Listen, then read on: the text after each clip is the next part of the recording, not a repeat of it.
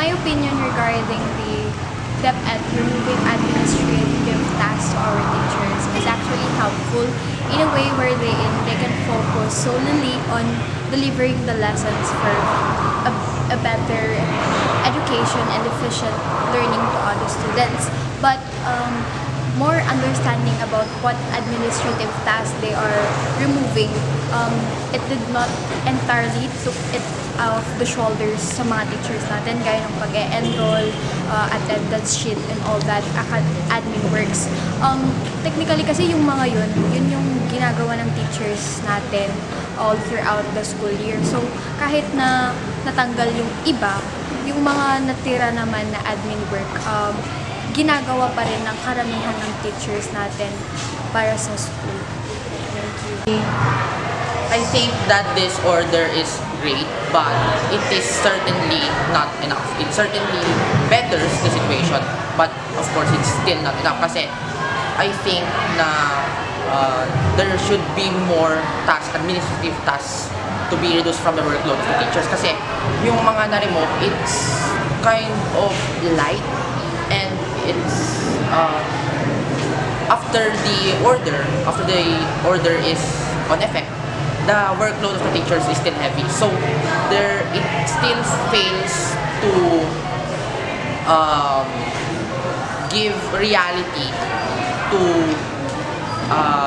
the wanted effect of this order na i-reduce ang workload ng teachers at mag-deliver pa ng mas better and efficient na teaching for the students.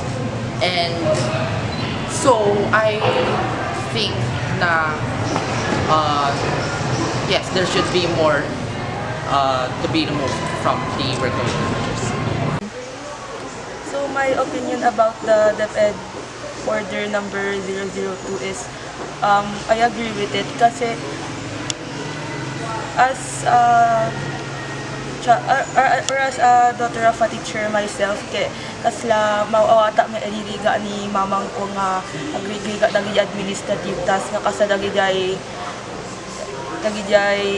pagpapa-enroll ka ng alao. Gamin ni mami pay gamin may like haan may nga unay nalaing di technology so magpapatulong may kanya.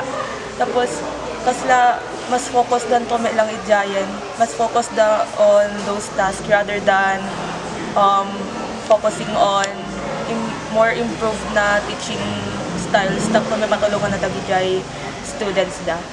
Especially gawin di susurwan na medyo mamang ko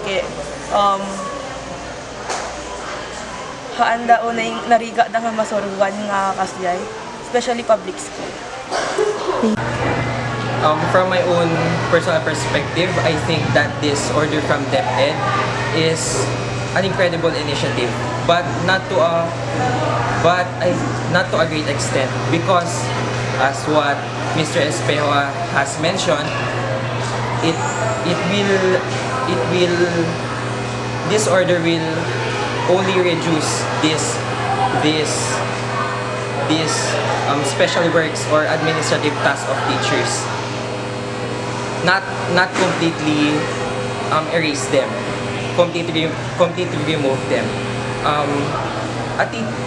I stand for this because I believe that a teacher is made only to teach.